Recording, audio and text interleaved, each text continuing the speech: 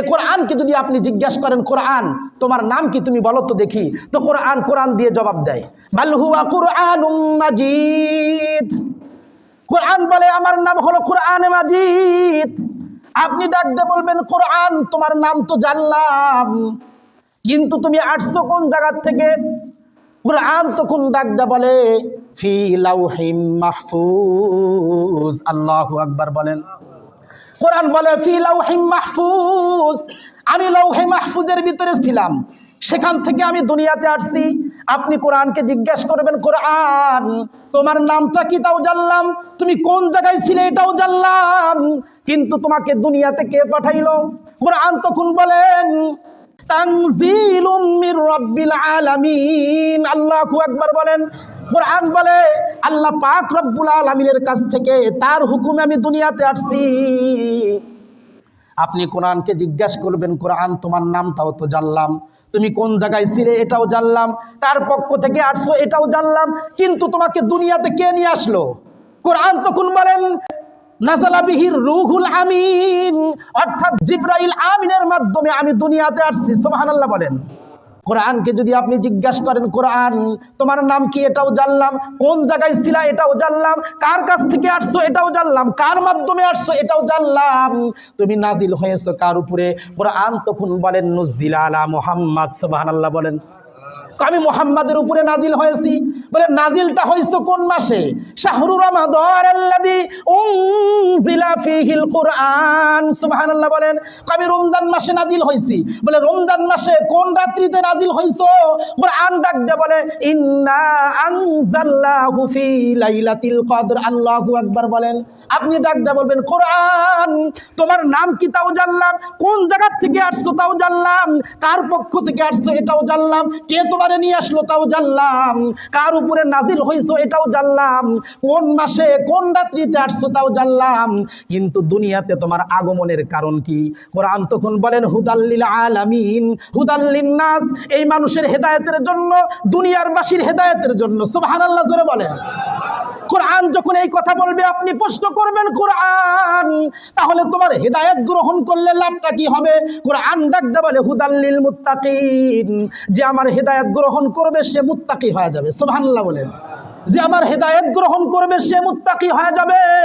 এইবার কোরআনকে জিজ্ঞাসা করবেন, কোরআন দুনিয়াতে অনেক নাস্তিক আছে, অনেক মুরতাদ আছে, অনেক বেঈমান আছে, অনেক মুনাফিক আছে, অনেক কাফের আছে, যারা কোরআনের দুশমন, কোরআনের শত্রু।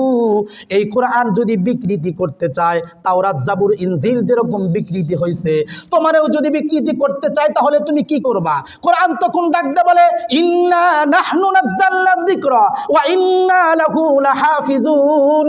কোরআন বলে আল্লাহ তাআলা কোরআন নাজিল করছেন, হেফাজতের জিম্মাদারিটাও আল্লাহ তাআলা নিয়ে নিছেন। সুবহানাল্লাহ বলেন। الذي أرسله الله تعالى بالحق بشيرا ونذيرا وداعيا إلى الله بإذنه وسراجا وقمرا منيرا. أما بعد فأعوذ بالله من الشيطان الرجيم. بسم الله الرحمن الرحيم. إنا عرضنا الأمانة على السماوات والأرض والجبال فأبين أن يحملنها وأشفقن منها وحملها الإنسان إنه كان ظلوما جهولا. وقال الله تبارك وتعالى إنا نحن نزلنا الذكر وإنا له لحافظون. صدق الله المولانا العظيم وصدق رسوله النبي الكريم ونحن على ذلك لمن الشاهدين والشاكرين والحمد لله رب العالمين. আল্লাহুম্মা সাল্লি আলা মুহাম্মাদ ওয়া আলা আলি মুহাম্মাদ কামা সাল্লাইতা আলা ইব্রাহিম ওয়া আলা আলি ইব্রাহিম ইন্নাকা হামিদুম মাজিদ। আল্লাহুম্মা বারিক আলা মুহাম্মাদ ওয়া আলা আলি মুহাম্মাদ কামা বারাকতা আলা ইব্রাহিম ওয়া আলা আলি ইব্রাহিম ইন্নাকা হামিদুম মাজিদ। اللهم صل على سيدنا نبينا وشفيعنا وحبيبنا ومولانا محمد صلى الله تعالى عليه وعلى آله وأصحابه وبارك وسلم يا رب صل وسلم دائما أبدا على حبيبك خير الخلق كلهم। আলহামদুলিল্লাহ, আল্লাহ পাক রব্বুল আলামিনের দরবারে আলিশানে শুকর যে আল্লাহ তাআলা এই ফিতনা ফাসাদের জামানায় দুনিয়ার সমস্ত গুনাহের কাছ থেকে ফারেক করে আল্লাহ পাক রব্বুল আলামিন আমাদেরকে অত্যন্ত দয়া করে, মায়া করে, ভালোবেসে, মহাব্বত করে আমাদের হায়াতকে দীর্ঘায়িত করে সময় পর্যন্ত সুস্থ সবল রেখে যে মহান রব্বুল আলামিন তার মহান হুকুম জুমার নামাজ আদায় করার উদ্দেশ্যে তার পবিত্র ঘরের ভিতরে আসবার বসবার তৌফিক দান করলেন। পাশাপাশি আল্লাহ পাক রব্বুল আলামিন নামাজের পূর্বে কোরআন এবং হাদিস থেকে কিছু কথা বলা এবং শোনার জন্য যে আল্লাহ তাআলা আপনাকে আমাকে তৌফিক দান করলেন, সে মহান রব্বুল আলামিনের প্রতি আমরা সকলে দিল থেকে একবার শুকরগুজার হচ্ছি। সকলে বলি আলহামদুলিল্লাহ। শতকরু দরুদ ও সালাম সেই মহাবিশ্ব মানবতার কান্ডারি, মুক্তির দূত, রহমাতুল্লিল আলামিন, সাইয়্যিদুল কাউনাইন, শাফিউল মুজনিবিন, ইমামুল মুরসালিন, খাতামান নবিয়্যিন, জনাবে মুহাম্মদুর রাসূলুল্লাহ, সকলে বলি সাল্লাল্লাহু আলাইহি ওয়াসাল্লাম। সম্মানিত হাজিরিন, আমি আপনাদের সামনে পবিত্র কুরআনুল কারীম থেকে দুইটা আয়াতে কারিমা তেলাওয়াত করেছি। আল্লাহ পাক রব্বুল আলামিন যদি শামিলে হাল হন, তিনি যদি তৌফিক দান করেন, তেলাওয়াতকৃত আয়াত দুটিকে সামনে রেখে অত্যন্ত গুরুত্বপূর্ণ কয়েকটি কথা আলোচনা করব। আল্লাহ তাআলা যেন আমাদের সবাইকে কথাগুলি বুঝার এবং আমল করার তৌফিক দান করেন। সকলে বলি আমিন। আল্লাহ পাক রব্বুল আলামিন এই পৃথিবীতে অসংখ্য নবী এবং রসুল পাঠিয়েছিলেন। কোনো বর্ণনা মতে 1,24,000, আবার কোনো বর্ণনা মতে 2,24,000 নবী এবং রসুল আল্লাহ তাআলা দুনিয়াতে পাঠিয়েছিলেন। সকল নবীদেরকেই আল্লাহ তাআলা কিতাব দেন নাই। কোনো নবীর কিতাব দ্বারা অন্য নবীর শরীয়তেও সেই কিতাব চলছে। কোনো নবীকে আল্লাহ তাআলা কিতাব দিয়েছেন, কাউকে একটা, কাউকে 2টা, কাউকে 3টা, কাউকে 4টা। আবার কোনো নবীকে দেন নাই। যে সমস্ত নবীদের উপর কিতাব নাজিল করা হয়েছে সেই সকল নবীদেরকে নবীও বলা হয়, রাসূলও বলা হয়। সুবহানাল্লাহ জোরে বলেন। যেমন কোনো মন্ত্রী ততক্ষণ পর্যন্ত মন্ত্রী হতে পারে না যতক্ষণ পর্যন্ত এমপি না হয়। কথা বলেন ঠিক কিনা? যে মন্ত্রী হয় সে মন্ত্রী প্লাস এমপি।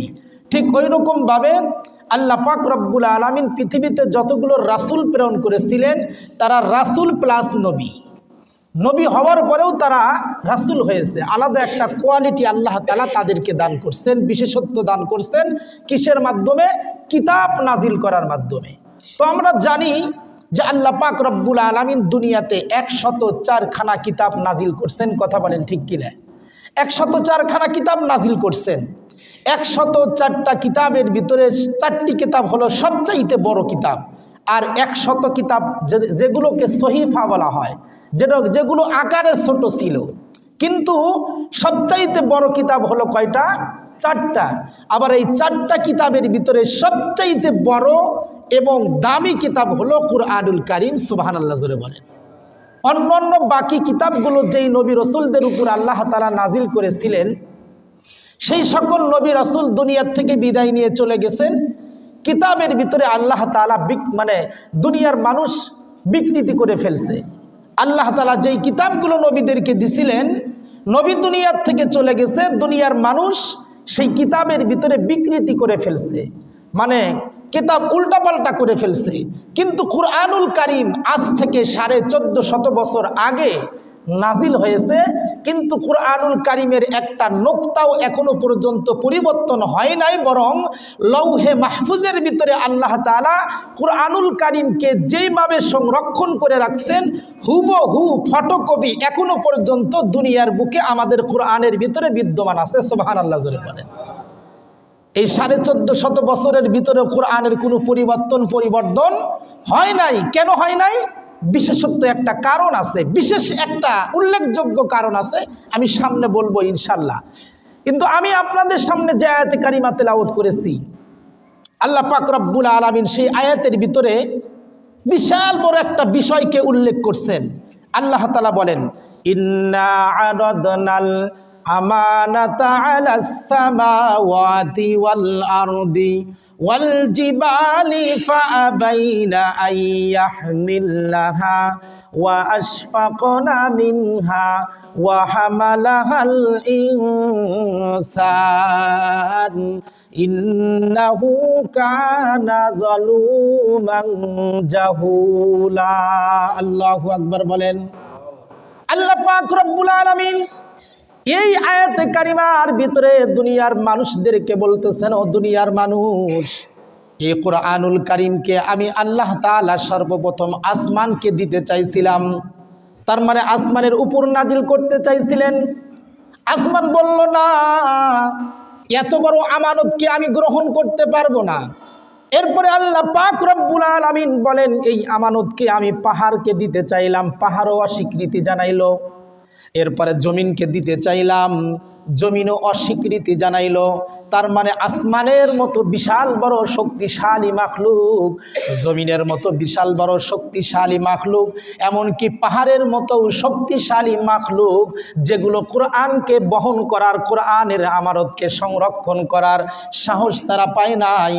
শেষ পর্যন্ত আল্লাহ তাআলা সবচাইতে ছোট মাখলুক, দুর্বল মাখলুক মানুষের উপরে কোরআনুল কারীমকে নাজিল করে দিলেন। সুবহানাল্লাহ। আল্লাহ পাক রব্বুল আলামিন বলেন, ইন্না আরাদনাল আমানাতা আলাস সামাওয়াতি ওয়াল আরদি ওয়াল জিবালি ফাআবাইনা আইয়াহমিলাহা ওয়া আশফাকনা মিনহা ওয়া হামালাহাল ইনসান। আল্লাহু আকবার। আল্লাহ পাক রব্বুল আলামিন বলেন, যেই মানুষের উপরে আমি কুরআনুল কারীমকে নাজিল করেছি, যেই মানুষ আমার এই আমানতকে গ্রহণ করছে, সেই মানুষের ব্যাপারে আল্লাহ তাআলা ওই আয়াতেরই পরের অংশে বলতেছেন, ইন্নাহু কানা যালুমান জাহুলা। মানুষ হলো সবচাইতে বড় জালেম, মানুষ হলো সবচাইতে বড় অজ্ঞ এবং মূর্খ। তাহলে আল্লাহ তাআলা এই অজ্ঞ ইনসানের উপরে এবং জালেম ইনসানের উপরে কুরআনুল কারীম কেন নাজিল করলেন? আল্লাহ পাক রব্বুল আলামিন অপর এক আয়াতের ভিতরে বলেন, খুলিকাল ইনসানু যায়ীফা। আল্লাহ পাক রব্বুল আলামিন বলেন, মানুষকে আমি বানাইছি সবচাইতে দুর্বল করে। আল্লাহ তাআলা বলেন, মানুষকে বানাইছি সবচাইতে দুর্বল করে। এখন হয়তো বলতে পারেন, হুজুর আমরা তো দুর্বল না, একটা ঘুষি মারলে নাক ফেটে দিতে পারি, তাহলে দুর্বল কেমনে হলাম? একটা লাথি মারলে একটা বাচ্চাকে এক জায়গা থেকে আরেক জায়গায় ফেলাইতে পারি, আমাদের শরীর তো শক্তি কম নাই, তাহলে আমরা দুর্বল কেমন করে হলাম? আল্লাহ পাক রব্বুল আলামিন বলেন, খুলিকাল ইনসানু যায়ীফা। ও দুনিয়ার মানুষ, তোমরা শুনে রাখো, তোমাদেরকে কিন্তু আমি বানাইছি দুর্বল করে। বলেন সুবহানাল্লাহ। কেমন দুর্বল করে আল্লাহ তাআলা আমাদেরকে বানাইছেন? কয়েকটা উদাহরণ দিলে খুব ভালো করে বুঝবেন। যেমন আল্লাহ তাআলা আমাদেরকে বানাইছেন মানুষ হিসাবে আশরাফুল মাখলুকাত, শ্রেষ্ঠ মাখলুক, সকল মাখলুকাতের সর্দার আমাদেরকে বানাইছেন। সুবহানাল্লাহ জোরে বলেন। সর্দার কেন বললাম? কারণ আল্লাহ তাআলা মানুষকে বানাইছে তার গোলামি করার জন্য, আর দুনিয়ার সকল মাখলুককে বানাইছে মানুষের গোলামি করার জন্য। সুবহানাল্লাহ বলেন। তাহলে সকল মাখলুকের সর্দার না, যে যার গোলামি করে, যার গোলামি করে সে সর্দার হয়, আর যে গোলামি করে সে কখনো সর্দার হয় না। এজন্য সকল মাখলুক যেহেতু আমাদের গোলাম, আমাদের খেদমত করে, এজন্য মানুষ সকল মাখলুকাতের সর্দার, সুবহানাল্লাহ। কিন্তু এই মানুষের মাথার মেধা শক্তি কত দুর্বল। আমরা মনে করি একজন ব্যক্তি অনেক শিক্ষা ডিগ্রি অর্জন করে ইঞ্জিনিয়ার হয়েছে, ডাক্তার হয়েছে, প্রফেসর হয়েছে। আমি বলবো আপনি দীর্ঘ 12-13টি বছর এবং বুয়েট কলেজে, ইঞ্জিনিয়ারিং কলেজে 4 বছর লেখাপড়া করে আপনি ইঞ্জিনিয়ার হইতেছেন। এই যে আপনি 4 বছর লেখাপড়া করে ইঞ্জিনিয়ার হইলেন, কিন্তু আল্লাহ তাআলা কিছু কিছু মাখলুকাত এমন সৃষ্টি করছেন যাদের কোনো লেখাপড়ার দরকার হয় না, কিন্তু তারা ডিজিটালভাবেই আল্লাহ তাআলা রব্বুল আলামিনের পক্ষ থেকে জন্মগতভাবেই তারা ইঞ্জিনিয়ার, সুবহানাল্লাহ জোরে বলেন। যেমন আমাদের গ্রামগঞ্জে আমরা দেখি উই পোকা আছে না নাই? এই উই পোকা যাদের বাড়িতে আছে দেখবেন এরা শত শত তলা বিল্ডিং বানাইতেছে, এক একজনের আলাদা আলাদা কামরা, আছে না নাই? আচ্ছা বলেন তো দেখি, এরা যে এই ঘরটাকে তৈরি করলো, এই ঘর তৈরি করার জন্য কি কখনো কোনো কলেজে পড়তে হয়েছে? লেখাপড়া ছাড়াই জন্মগতভাবেই এরা ইঞ্জিনিয়ার। তার মানে বোঝা গেল একজন ইঞ্জিনিয়ার লেখাপড়া করে যে যোগ্যতা অর্জন করে, যে গুণটা অর্জন করে, এই গুণটা আল্লাহ তাআলা আগের থেকে ছোট্ট একটা মাখলুকাতের ভিতরে দিয়ে দিয়েছেন, সুবহানাল্লাহ বলেন। অনেকে লেখাপড়া করে অনেক বড় বড় ডাক্তার হয়। ছোট্ট ছোট্ট করে উদাহরণ দিচ্ছি, যদি বিস্তারিত বলি অনেক সময় লাগবে। কিন্তু আমরা দেওবন্দ মাদ্রাসার ইতিহাসের একটা কিতাবের ভিতরে পড়েছি যে ভারতের এক এলাকার ভিতরে বানরের খুব উৎপাত ছিল। খাইতে বসলে বানর, হাটে বাজারে বানর, মানে মানুষ যেখানে যায় সেখানে বানরের খুব উৎপাত। এই জন্য ভারতের এক এলাকার মানুষ, যেখানে বানরের উৎপাত, সেখানকার মানুষ কি করলো, কিছু রুটি তৈরি করে কিছু কিছু রুটির ভিতরে বিষ মিশাইয়া দিল বানরকে মারার জন্য। কিন্তু বানর জন্মগতভাবেই তারা MBBS ডাক্তার, সুবহানাল্লাহ জোরে বলেন। এরা কি করলো, এই রুটিগুলো খাইতে এসে সর্বপ্রথম নাক দিয়ে আগে ঘেরান নিল, নেওয়ার পরে দেখলো যে কিছু কিছু রুটি ভালো আর কিছু কিছু রুটি আছে যেগুলোর ভিতরে বিষ মিশানো, ওরা আলাদা করে ফেললো, সুবহানাল্লাহ জোরে বলেন। এরপরে কিছু বানর জঙ্গলের ভিতরে প্রবেশ করে তারা একটা গাছের পাতা নিয়ে আসলো, যেই পাতাটার মাধ্যমে এই বিষের প্রক্রিয়াকে নষ্ট করে দেয়, সুবহানাল্লাহ বলেন। বানর কি করলো, একটা করে বিষওয়ালা রুটি খায় আর একটা করে পাতা খায়, আর একটা রুটি খায় আর একটা পাতা খায়, শেষ পর্যন্ত বিষওয়ালা প্রত্যেকটা রুটি তারা খেয়ে ফেলছে, কিন্তু কোনো বানরের কোনো ক্ষতি হয় নাই, সুবহানাল্লাহ জোরে বলেন। এখন বলেন তো দেখি, বানর এই যে বিষ নষ্ট করার, বিষের প্রতিক্রিয়া নষ্ট করার মতো যেই গাছের পাতা আল্লাহ তাআলা সৃষ্টি করছেন, এটা যে তারা চিনলো, এটার মাধ্যমে নষ্ট করলো, এটার জন্য কি কোনো মেডিকেল কলেজে পড়তে হয়েছে? পড়ে নাই। তার মানে জন্মগতভাবেই তারা ডাক্তার, সুবহানাল্লাহ জোরে বলেন। এই জন্য দেখেন মানুষ মেধার দিক থেকেও দুর্বল, কারণ এই মেধাকে অর্জন করতে দীর্ঘদিন লেখাপড়া করতে হয়, কিন্তু বানরের আর ওই প্রকার কোনো লেখাপড়া করতে হয় না। আরেকটা দেখেন, বাবুই পাখি তাল গাছার মাথায় পাতার সাথে বাসা তৈরি করে, এমন সিস্টেমে বাসা তৈরি করে ওটা মানুষের হাত দ্বারা বুনানো সম্ভব হবে না, কথা বলেন ঠিক কিনা? নিখুঁতভাবে তারা তৈরি করে, যেখানে অন্য কোনো মাখলুক তার ভিতরে প্রবেশ করে না। দরজাটা এমন সুন্দর, ঢোকার দরজা আলাদা, বের হওয়ার দরজা আলাদা, কথা বলেন ঠিক কিনা? আমরা লেখাপড়া করে সরকারি চাকরি করি, এরপরে আর্মি বিডিআর যারা আছে এরা অনেক সময় ট্রেনিংয়ে যায়, যা কি করে বিভিন্ন পাহাড়ি এলাকায় অথবা বিভিন্ন ফাঁকা এলাকায় গিয়ে তারা বাংকার তৈরি করে, কি করে না? কিন্তু এই বাংকারের প্রবেশপত্র যেটা, বের হওয়ার রাস্তা ওটাই। কিন্তু এরা তো দীর্ঘদিন লেখাপড়া করে সরকারি চাকরি নিয়ে ট্রেনিং প্রাপ্ত হয়ে তারপরে তারা বাংকার খোরে, কিন্তু আল্লাহ তাআলা জন্মগতভাবে ট্রেনিং প্রাপ্ত বাংকার খোরার মাখলুক তৈরি করছেন ইঁদুরকে, কথা বলেন ঠিক কিনা? আমরা ছোট্টবেলায় দেখেছি এবং করেছি। অনেক সময় যখন জমিনের ভিতরে খেতে ধান কাটতো, তো ধান কাটার পরে অনেক সময় ধানের শীষ কিছু কিছু জমিনের ভিতরে পড়ে থাকতো, এইগুলো আমরা অনেক সময় কুড়াইতাম। এগুলো করে আমরা কি করতাম, বিক্রি করতাম অথবা এটাতে অন্য কোনো কাজ করতাম। তো এই ধানের শীষকে কুড়াইতে গিয়ে দেখতাম ক্ষেতের ভিতরে ইঁদুরের গর্ত, এই ইঁদুরের গর্তের ভিতরে হাত ঢুকাইলে অনেকগুলো শীষ পাওয়া যাইত, কথা বলেন ঠিক কিনা? এই শীষ বের করতে গিয়ে অনেক সময় দুষ্টামি করতাম। কিরকম দুষ্টামি? বালতি ভরে পানি নিয়ে ইঁদুরের গর্তের ভিতরে দিতাম আর বলতাম যে ইঁদুরের ঘর পানি দ্বারা ভেসে দেবো, দেখি ইঁদুর কোন জায়গা দিয়ে বের হয়। তো যে জায়গায় হাত ঢুকাইছি ওখানে একজন পানি ডালতেছে, আর ইঁদুরের গর্তের আর একটা মাথায় গর্ত আছে, ওখানে গিয়ে আর একজন দাঁড়ায় আছে। কিন্তু গর্তের ভিতরে পানি ডাললে দেখা যায় যেখানে পানি ডালতেছে, যেখানে দাঁড়ায় আছে, দুটার একটা দিয়েও ইঁদুর বের হয় না, ও আর একটা দরজা দিয়ে বের হয়ে চলে যায়। কথা বলেন ঠিক কিনা?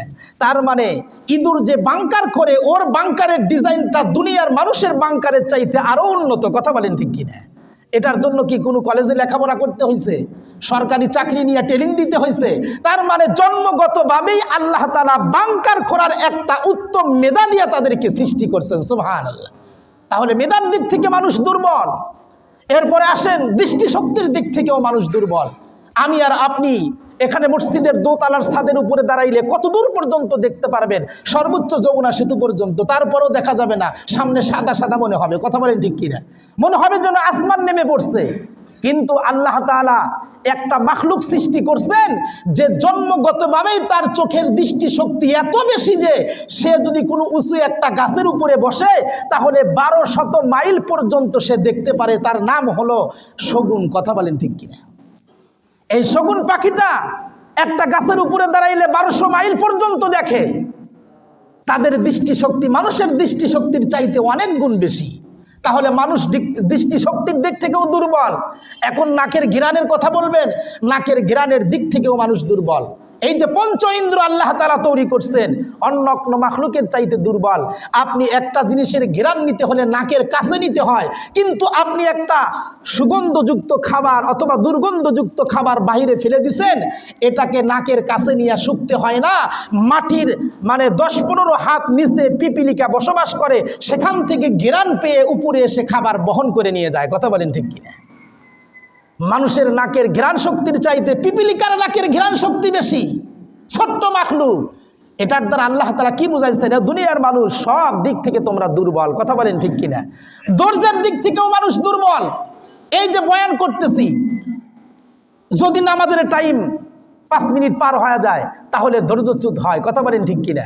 আর বসে থাকতে মনে চায় না। জানাজার নামাজে যদি ইমাম সাহেব কথা বলতে 2 মিনিট সময় লাগে তাহলে পিছন দিক থেকে ফুসুর ফুসুর শুরু হয়। কথা বলেন ঠিক কিনা? তার মানে 10 মিনিট দাঁড়ায় থাকতে পারি না, আধা ঘন্টা বসে থাকতে পারি না। কিন্তু আল্লাহ তাআলা কিছু কিছু মাখলুক সৃষ্টি করছেন যারা ঘন্টাকে ঘন্টা দাঁড়ায় থাকে, ঘন্টাকে ঘন্টা, দিনকে দিন, সপ্তাহে সপ্তাহ, মাসকে মাস তারা বসে থাকে। তাদের কখনো ধৈর্য হারা হয় না। যেমন দেখেন রাত্রির বেলা দাঁড়িয়ে দাঁড়িয়ে ঘুমায় সারা রাত্রি ঘোড়া। কথা বলেন ঠিক কিনা? ও যতক্ষণ দাঁড়ায় থাকতে পারবে আপনি পারবেন? আপনার ধৈর্য শক্তির চাইতে তার ধৈর্য শক্তি আল্লাহ তাআলা বেশি দিয়েছেন। আপনি আধা ঘন্টা 1 ঘন্টা বসে থাকতে পারেন না, সময় কাটে না। দেখবেন অনেক সময় ক্লিনিকে গিয়া যারা ডাক্তারের কাছে সিরিয়াল দেয়, এই সিরিয়ালটা পড়তে হয়তো আধা ঘন্টা 1 ঘন্টা দেরি হবে, কিন্তু 1 ঘন্টা বসে থাকতে পারে না। একবার মোবাইল ফোন বের করে, আবার ভিডিও দেখে, আবার পত্রিকা পড়ে, আবার এদিক সেদিক যায়। হয় কি হয় না? তার মানে 1 ঘন্টা সময় বসে থাকতে পারে না। কিন্তু আল্লাহ তাআলা মুরগিকে তৈরি করছেন, ডিম যখন তার শরীরের ভিতরে নিয়ে তা দিতে থাকে, বাচ্চা ফুটানোর জন্য 24টা ঘন্টা ডিমের উপর বসে থাকে। 1 দিন 2 দিন নয়, 28 দিন পর্যন্ত বসে থাকে। সুবহানাল্লাহ জোরে বলেন। ধৈর্য শক্তির দিক থেকে মানুষের চাইতে মাখলুকের ভিতরেও আল্লাহ তাআলা এই গুণটা বেশি দিয়েছেন। শুধু তাই নয়, নেতা মানার দিক থেকেও কিন্তু মানুষের চাইতে মাখলুকাতের গুণটা বড়। যেমন অনেক সময় দেখবেন আপনি খাবার কিছু উচ্ছিষ্ট খাবার ফেলে দিছেন, এই খাবারগুলো পিপিলিকা খায়। খায় কি খায় না? কিন্তু খুব ভালো করে খেয়াল করবেন, সামনের পিপিলিকা যেই দিকে যায়, পিছনের হাজার হাজার পিপিলিকা ওকে অনুসরণ করে ওই দিকেই যায়। কথা বলেন ঠিক কিনা? তার মানে ও কিন্তু নেতা মানে, ও কিন্তু নেতা মানে। আবার আরেকটা গৃহপালিত পশু যেগুলো আমাদের মা বোনেরা লালন পালন করে, হাঁস আছে না নাই? পুকুরের ভিতরে যদি 100-1000 হাঁসও থাকে, এরপরে সামনের হাঁসটা যেই দিকে যাবে বাকি 999টা হাঁস ওর অনুসরণ করবে। কথা বলেন ঠিক কিনা? একটাও লাইন এলোমেলো করবে না। শুধু তাই নয়, আমরা আল্লাহ তাআলার প্রদত্ত নিয়ামত মধু যেটা ভক্ষণ করি, মধু যেটা আমরা পান করি, এই মধু কিসের দ্বারা তৈরি হয়? মৌমাছির দ্বারা। কথা বলেন ঠিক কিনা? এই মৌমাছি এখন মানুষ লালন পালন করতেছে, এটা বাক্সুর ভিতরে আবদ্ধ করে রাখে, এটা সরিষার ক্ষেতের ভিতরে, বিভিন্ন ফুলের বাগানের ভিতরে এটাকে সংরক্ষণ করে সেখান থেকে তারা মধু সংগ্রহ করে আমাদের কাছে আনতেছে। কথা বলেন ঠিক কিনা? কিন্তু কিভাবে আনে? এই মাছিগুলো তারা কিভাবে ধরে রাখে বাক্সের ভিতরে, এর জন্য একটা কোয়ালিটি তারা ব্যবহার করে, একটা পদ্ধতি তারা অবলম্বন করে। সেটা হলো এই মৌমাছির দলের ভিতরে একটা রানী মাছি থাকে, কথা বলেন ঠিক কিনা? এই রানী মাছিটাকে সে বন্ধ করে ছোট্ট একটা খাঁচার ভিতরে বন্দি করে রাখে, ওকে বের হতে দেয় না। এই রানী মাছিটা যতক্ষণ পর্যন্ত বন্দি খাঁচার ভিতরে থাকে ততক্ষণ পর্যন্ত তার অনুসারী যত লোক আছে, যত মৌমাছি আছে, সবগুলো তার অনুসরণ করতে থাকে আর বলতে থাকে আমাদের নেতা যতক্ষণ বন্দি আমরা ততক্ষণ থাকবো, এখান থেকে যাব না, কথা বলেন ঠিক কিনা? নেতা মানার দিক থেকেও কিন্তু মানুষের চাইতে মাখলুকাতের ভিতরে এই গুণটা বড়। দুনিয়ার মানুষ আজকে তোমরা 16 বছর 17 বছর যেই নেতাকে মানলা, নেতা গেল অন্যদিকে, তোমরা যাও আর একদিকে। তার মানে পিপিলিকার গুণটাও তোমাদের ভিতরে নাই, এরপরে মৌমাছির গুণটাও তোমাদের ভিতরে নাই, হাঁসের গুণটাও তোমাদের ভিতরে নাই, কথা বলেন ঠিক কিনা? এই কথাটা বলার ইচ্ছা ছিল না, হঠাৎ করে বের হয়ে গেছে, আল্লাহ তাআলাই বের করে দিচ্ছেন, কথা বলেন ঠিক কিনা? তার মানে মৌমাছি বুঝায় আমার নেতা যেখানে আমি সেখানে, নেতাকে ছাড়া যাব না, আর তোমার নেতা যায় একদিকে তুমি যাও আর একদিকে, কথা বলেন ঠিক কিনা? এটা আসলে নেতা নেত্রী মানার ভিতরে কোনো মানে মহাব্বত না, এটা হলো নিজের স্বার্থপরতা, কথা বলেন ঠিক কিনা? আর একটা জিনিস খেয়াল করে দেখছেন কিনা, আমাদের দেশের মুরগি আছে, মুরগি, এই মুরগি যখন বাচ্চা লালন পালন করে, খাবার খাইতে থাকে, ফাঁকা জায়গায় যখন ঘোরে, ওই সময় মুরগির বাচ্চাকে শিকার করার জন্য যদি আকাশের ভিতরে চিল পাখি অথবা কোনো কাকের আগমন ঘটে, তখন দেখবেন বাচ্চাগুলো মায়ের পাখার নিচে লুকায়, আর মাটা তখন এই শিকার পাখির সাথে যুদ্ধ করে, কথা বলেন ঠিক কিনা? তার মানে মা বলে আমার বাচ্চাকে হেফাজত করার জন্য প্রয়োজনে আমার জীবন দিয়ে দিব, কিন্তু আমার বাচ্চাকে আমি হারাইতে দিব না। কিন্তু আমাদের দেশের অবস্থা কি হলো? মুরগি আগে পালাইলো, বাচ্চা পরে পড়াইলো, কথা বলেন ঠিক কিনা? এখান থেকে বোঝা দরকার, শিক্ষা নেওয়া দরকার। মুসলমান খুব ভালো করে বুঝবেন, আমি যেটা বুঝাইতে চাচ্ছিলাম সেটা হলো আল্লাহ তাআলা বলেন খুলিকাল ইনসানু যায়ীফা, আল্লাহ তাআলা মানুষকে বানাইছেন সবচাইতে দুর্বল করে, কথা বলেন ঠিক কিনা? সব দিক থেকে মানুষ দুর্বল। এই দুর্বল মানুষের উপরে আল্লাহ তাআলা কি করলেন? ইন্না আরাদনাল আমানাতা আলাস সামাওয়াতি ওয়াল আরদ والجبال فأبين أن يحملنها وأشفقن منها وحملها الإنسان। আল্লাহু আকবার বলেন। আল্লাহ পাক রব্বুল আলামিন বলেন বিশাল বড় ওজনের আমানত কুরআনুল কারীমকে আসমানকে দিতে চাইলাম, আসমান নিল না। জমিনকে দিতে চাইলাম, জমিন গ্রহণ করলো না। পাহাড়কে দিতে চাইলাম, পাহাড় গ্রহণ করলো না। শেষ পর্যন্ত দুর্বল মানুষ এটাকে গ্রহণ করলো। ও দুনিয়ার মানুষ, তোমরা এটার আমানত কেমনে রক্ষা করবা? আসলে আল্লাহ পাক রব্বুল আলামিন মানুষের উপরে কুরআনুল কারীম নাজিল করছেন তার দুইটা কারণ। এক নাম্বার কারণ হলো আল্লাহ তাআলা মানুষকে আশরাফুল মাখলুকাত বানাইতে চান, বলেন সুবহানাল্লাহ। কুরআনুল কারীম যেহেতু শ্রেষ্ঠ কিতাব, দামি কিতাব, আল্লাহ তাআলার লফজ ওয়ার কালাম, এই জন্য আল্লাহ তাআলার সরাসরি লফজ ওয়ার কালাম এই কিতাবকে মানুষের উপরে নাজিল করে মানুষকে সকল মাখলুকাতের উপরে শ্রেষ্ঠত্ব দান করলেন, সুবহানাল্লাহ। আর একটা উদাহরণ দিলে খুব ভালো করে বুঝবেন। অনেক সময় দেখবেন বাবা বাজার থেকে বাজার করে নিয়ে আসতেছে, আর ছোট্ট ছোট্ট বাচ্চারা বাবার বাজারের অপেক্ষায় থাকে, না জানি বাবা আমার জন্য হাট থেকে মজা নিয়ে আসবে, সদাই নিয়ে আসবে, এই অপেক্ষায় থাকে কি থাকে না? বাবা অনেক দূর থেকে বাজার করে নিয়ে আসতেছে, সন্তান আর মা নিজের ঘরের ভিতরে জানালার পাশে বসে বাবার অপেক্ষার প্রহর গুনতেছে। এমন অবস্থায় দেখা গেল বাবার চেহারাটা হালকা হালকা দেখা যায়, কে যেন আসতেছে মাথার উপরে বাজারের বোঝা বহন করে। এবার মা সন্তানকে বলল, ওই যে দেখো তোমার বাবাকে মনে হয় দেখা যায়, সে মনে হয় তোমার জন্য মজা নিয়ে আসতেছে। এবার সন্তান মাকে বলে, মা তাড়াতাড়ি দরজা খুলে দাও, আমি দৌড়াইয়া বাবার কাছে যাব। মা ছেলেকে ছেড়ে দিছে, সন্তানকে ছেড়ে দিছে। সন্তান দৌড়াইয়া বাবার কাছে গিয়ে দেখে সত্যি সত্যি তার বাবা মাথার ভিতরে অনেক বড় বোঝা বাজার করে নিয়ে আসতেছে। এবার সন্তান বাবার হাত ধরে বায়না ধরে, কয় বাবা তোমার বোঝাটা আমার মাথায় উঠাইয়া দাও। ধরে কি ধরে না? ছোট্ট ছোট্ট বাচ্চারা বাবাকে বলে, বাবা তোমার বোঝাটা আমার মাথায় উঠাইয়া দাও। বাবা বলে, বাবা তুমি তো এটা নিতে পারবা না, কারণ তোমার ওয়েটের চাইতে এটার ওয়েট আরো দ্বিগুণ বেশি। কিন্তু সন্তান মানে না। মনে রাখবেন, মানুষ কিন্তু তার শরীরের চাইতে বেশি ওজনের বোঝা বহন করতে পারে না। শক্তির দিক থেকেও মানুষ দুর্বল, কিন্তু একটা পিপিলিকা গর্ত থেকে উঠে তার শরীরের ওজন যতটুকু আছে তার চাইতে 3-4 গুণ বেশি একটা ভাতকে বহন করে নিয়ে যায়। কথা বলেন ঠিক কিনা? তার মানে শক্তির দিক থেকেও মানুষ পিপিলিকার চাইতেও দুর্বল। কথা বলেন ঠিক কিনা? এই শক্তি নিয়ে বড়াই। তো সন্তান বলে, বাবা তোমার বোঝাটা আমার মাথায় বহন করে দাও, আমি বাড়িতে নিয়ে যাব। কিন্তু সন্তান মানে না, বাবা যতই বুঝাক সন্তান মানতেছে না। শেষ পর্যন্ত বাবার মাথার থেকে বোঝাটা নেমে সন্তানের মাথার উপরে দেয়। আচ্ছা বলেন তো দেখি, যে সন্তান 5 কেজি বোঝা বহন করতে পারে না, কোনো বাবা যদি 10 কেজি বোঝা তার মাথার উপরে উঠাইয়া দেয়, এটা কি বিবেক সম্পন্ন কাজ নাকি মানে মূর্খতার কাজ? এটা কিন্তু একটা পাগলের কাজ। যে সন্তান 5 কেজি নিতে পারে না, সেই সন্তানের মাথার উপরে 10 কেজি বোঝা কেমন করে দিবে?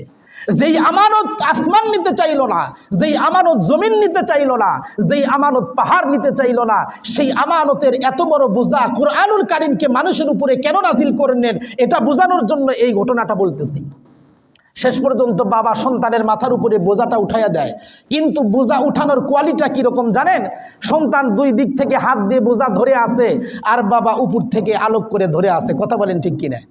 বাবা বুঝায় যে বাবা তুমি তো বহন করতেছো না, বহন তো করতেছি আমি, তুমি শুধু লেভেলটা ধরে আসো। কিন্তু সন্তান কি মনে করে? সন্তান মনে করে না এত বড় বোঝা আমার মাথার উপরে আমি বহন করতেছি। কথা বলেন ঠিক কিনা? বাড়ি পর্যন্ত নিয়ে যায়, দরজায় গিয়া মাকে ডাক দে, বলে মা দেখো আমি কত বড় বোঝা মাথায় নিছি। কিন্তু বাবা তো দেখতেছে আসলে বহন করে কে, নাম হয় কার। কথা বলেন ঠিক কিনা? ঠিক ওই রকম ভাবে আল্লাহ পাক রব্বুল আলামিন বলেন, খুলিকাল ইনসানু যায়ীফা, ও মানুষ তোমাদেরকে তো বানাইছি আমি দুর্বল করে, কিন্তু এত বড় আমানত যেটা আসমান নিতে চাইলো না, জমিন নিতে চাইলো না, পাহাড় নিতে চাইলো না, তোমার উপর কেন নাজিল করলাম? কারণ তুমি চাইছো, তোমাকে আমি দিছি, আমি দেওয়ার পরে হাত ছেড়ে দেই নাই, বরং এই আমানতের হেফাজতকারী আমি আল্লাহ শুধু লেভেল হিসাবে তোমাকে ব্যবহার করছি, তোমাকে শ্রেষ্ঠত্ব দেওয়ার জন্য। সুবহানাল্লাহ, শ্রেষ্ঠত্ব দেওয়ার জন্য আল্লাহ তাআলা লেভেল হিসাবে ব্যবহার করছেন। এই জন্য কুরআনুল কারীম দামি কিতাব। কেমন দামি কিতাব? এই কোরআনের সাথে যদি আপনার সম্পর্ক হয় তো আল্লাহ তাআলা আপনাকেও দামি বানায় দেয়। সুবহানাল্লাহ বলেন। দেখেন না, আপনি 1000 টাকা গজের একটা কাপড় ব্যবহার করতেছেন, এই কাপড়টা যখন আপনি পুরাতন হয় তো ঘরের মেঝের ভিতরে এটা মুছনির কাজে ব্যবহার করেন। কিন্তু বাজারের 40 টাকা গজের একটা সুতি কাপড় দিয়ে কোরআনের গেলাম বানাইছেন। এই কোরআনের জামা যখন পুরাতন হয়, এটা যখন আপনি ময়লা পরে, এটা ধোয়ার পরে এর পানিটাও যেখানে সেখানে ফেলার মাসলা নাই। এটা ফুলের টপে দিতে হবে, না হলে বরকতের নিয়তে ঘরের ভিতরে ছিটিয়ে দিতে হবে, না হলে পানির ভিতরে ফেলে দিতে হবে। যেখানে সেখানে ফেলা যাবে না। কিন্তু এই কাপড়টাই যখন পুরাতন হয়, ব্যবহারের অযোগ্য, তখন এটাকে আপনি ঘরের ভিতরে ফেলে রাখেন না। যদি কখনো ঘরের ভিতরে পড়ে যায় আর আপনি যদি দেখেন, তাহলে এটাকে উঠাইয়া কপালে লাগান, আবার চুমো খান। কথা বলেন ঠিক কিনা? কেন 1000 টাকা গজের কাপড়ের চাইতে 40 টাকা গজের কাপড়ের মূল্য এত বেশি হলো কেন? একমাত্র কারণ হলো কোরআনের সাথে টাচ লাগছে। কথা বলেন ঠিক কিনা?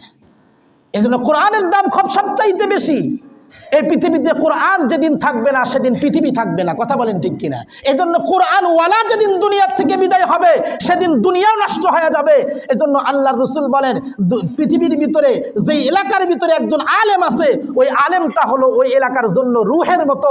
আলেম যদি মারা যায় তাহলে এলাকার রূহ মরে যায়।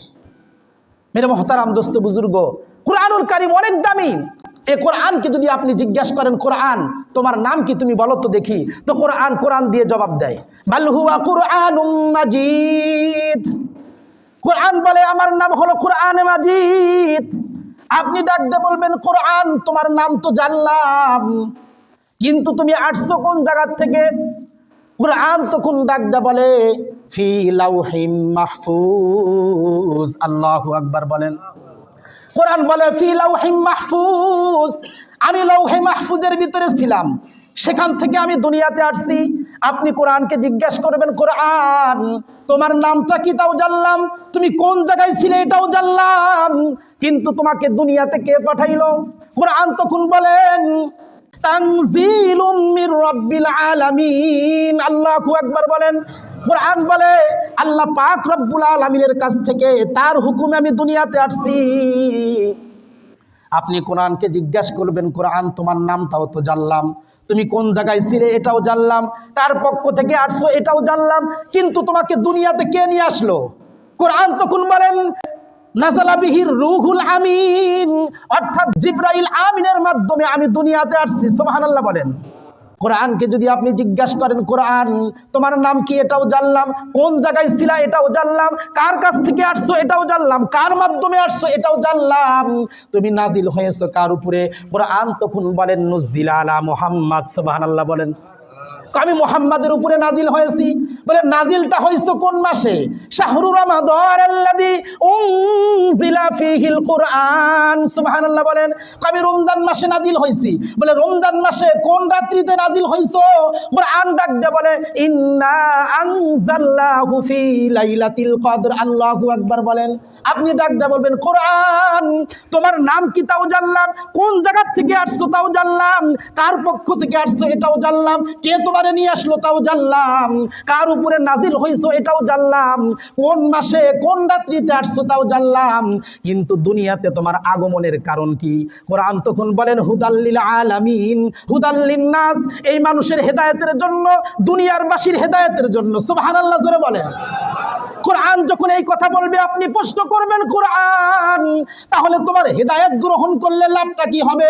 কোরআন ডাক দিয়ে বলে হুদাল্লিল মুত্তাকিন, যে আমার হেদায়েত গ্রহণ করবে সে মুত্তাকি হয়ে যাবে। সুবহানাল্লাহ বলেন। যে আমার হেদায়েত গ্রহণ করবে সে মুত্তাকি হয়ে যাবে। এইবার কোরআনকে জিজ্ঞাসা করবেন কোরআন দুনিয়াতে অনেক নাস্তিক আছে, অনেক মুরতাদ আছে, অনেক বেঈমান আছে, অনেক মুনাফিক আছে, অনেক কাফের আছে যারা কোরআনের দুশমন, কোরআনের শত্রু। এই কোরআন যদি বিকৃতি করতে চায়, তাওরাত জাবুর ইনজিল যেরকম বিকৃতি হয়েছে, তোমারও যদি বিকৃতি করতে চায় তাহলে তুমি কি করবা? কোরআন তখন ডাক দিয়ে বলে ইন্না নাহনু নাযালনা যিকরা ওয়া ইন্না লাহু লাহাফিজুন। কোরআন বলে আল্লাহ তাআলা কোরআন নাজিল করছেন, হেফাজতের জিম্মাদারিটাও আল্লাহ তাআলা নিয়ে নিছেন। সুবহানাল্লাহ বলেন। এজন্য মনে রাখবেন পৃথিবীতে কোরআনের দোসর, কোরআনের দুশমন যতই বড় হোক না কেন, যতই শক্তিশালী হোক না কেন, কোরআনের হুকুমকে পরিবর্তন যদি করতে চায়, মনে রাখবেন কিয়ামতের আগ পর্যন্ত কোনো বেঈমান কাফের কোরআনের দুশমন কোরআনের একটা সূরাও পরিবর্তন করতে পারবে না। সূরা তো দূরের কথা, একটা আয়াত পরিবর্তন করতে পারবে না। আয়াত তো দূরের কথা, একটা শব্দ, একটা জুমলা পরিবর্তন করতে পারবে না। একটা শব্দ তো দূরের কথা, একটা হরফের হেরফের করতে পারবে না। একটা হরফ তো দূরের কথা, 1400 বছর পর্যন্ত কোরআন নাজিল হয়েছে, আজ পর্যন্ত পারে নাই, কিয়ামতের আগ পর্যন্ত কোরআনের একটা নুকতা পরিবর্তন করতে পারবে না। কথা বলেন ঠিক কিনা? এটা হলো কোরআনের মুজিজা। তো আল্লাহ তাআলা বলেন হে দুনিয়ার মানুষ তুমি কোরআনকে ধরো, দামি হও। কিরকম দামি হইবা? আল্লাহ তাআলা বলেন ইন্নাহু লাকুরআনুন কারীম, কোরআনটা হলো কারীম, দামি, সম্মানিত। সুবহানাল্লাহ জোরে বলেন। আল্লাহ তাআলা বলেন ইন্নাহু লাকাউলু রাসূলিন কারীম যী কুওয়াতি ইনদা দিল আরশি মাকিন, যে ব্যক্তি কোরআনকে আসমান লৌহে মাহফুজ থেকে দুনিয়াতে নিয়ে আসছে জিবরাইল, সেও হলো কারীম। সুবহানাল্লাহ জোরে বলেন। এরপরে আল্লাহ তাআলা বলেন ইন্নাহু লাকাউলু রাসূলিন কারীম, যার কাছে কোরআন নাজিল হয়েছে রসুল সেও কারীম, সেও দামি। সুবহানাল্লাহ জোরে বলেন। আল্লাহ তাআলা বলেন যে কোরআনকে ধরবে, কোরআনকে সংরক্ষণ করবে, কোরআনের ইলম অর্জন করবে, আল্লাহ তাআলা তাকেও বানাইবেন কারীম। সুবহানাল্লাহ জোরে বলেন। আপনি যদি কোরআনকে প্রশ্ন করেন কোরআন তুমি তো দামি, যার মাধ্যমে আসছো সে দামি, যার কাছে আসছো সে দামি, তোমার কোরআন যে গ্রহণ করবে তার পুরস্কার কি হবে? কোরআন তখন ঘোষণা করেন, কোরআন তখন কোরআনের ভিতর দিয়া ঘোষণা করেন যে ব্যক্তি আমাকে গ্রহণ করবে আল্লাহ তাআলা তাকে যে পুরস্কার দেবে আজরিন কারীম, তাকে সম্মানিত পুরস্কার করবে। সুবহানাল্লাহ। আপনি জিজ্ঞাসা করবেন কোরআন পুরস্কারটা তো দামি হবে, কিন্তু দুনিয়াতে রিজিক কি হবে? কোরআন বলেন রিজকুন কারীমা। সুবহানাল্লাহ জোরে বলেন। যে কোরআন অনুযায়ী জীবন যাপন করবে তার রিজিকটাও হবে সম্মানিত। ছোট্ট একটা মিসাল দিয়ে শেষ করব। আপনাকে দুনিয়ার মানুষ যদি কেউ দাওয়াত করে, আকিকার দাওয়াত, বিবাহের দাওয়াত, মুসলমানির দাওয়াত, সব কিছুকে দাওয়াত করছে, আপনি খাবেন, আপনার থেকে 500,000 টাকা নিবে। কথা বলেন ঠিক কিনা? কিন্তু আপনি খেয়াল করে দেখবেন আপনার মসজিদের ছোট্ট একটা আলেম, সে যদি ইমাম হয়, একজন যদি মুয়াজ্জিন হয়, একজন যদি খাদেম হয়, মাদ্রাসার ছোট্ট একটা শিক্ষক যদি হয়, ওকে দাওয়াত দিবে, খাওয়াবে, 200 টাকা হাদিয়া দিবে, মাথায় হাত দিয়ে বলবে হুজুর তেমন খাওয়াইতে পারলাম না, মনটা খারাপ করেন না। কথা বলেন ঠিক কিনা? আর আপনি খাওয়ার পরে 500-র কাছে যদি 200 দেন, শালার বেটা শালা খাইতে পারছে, দিতে পারে নাই। বলে কি বলে না? আর হুজুরকে খাওয়াইছে, এরপরে পান খাওয়াইছে, আবার হাদিয়া দিছে, এরপরে বলে কি হুজুর খাওয়াইতে পারলাম না, তেমন কিছু সম্মান করতে পারলাম না, মনটা যেন খারাপ করেন না, দোয়া করে দিয়েন। কথা বলেন ঠিক কিনা? আল্লাহ তাআলা বলেন রিজকুম কারিমা, এটাই হলো সম্মানিত রিজিক। বলেন সুবহানাল্লাহ। মেরে মহতারাম দোস্ত বুজুর্গ, সময় অনেক চলে গেছে, অনেক লম্বা কথা বলে শেষ করা যাবে না, তবে যতটুকু আলোচনা করছি আল্লাহ তাআলা আমাদের সকলকেই শুরু থেকে পর্যন্ত প্রত্যেকটা কথা হরফান হরফান আমাকে এবং আপনাদেরকে আমল করার তৌফিক দান করুন। সকলে বলি আমিন।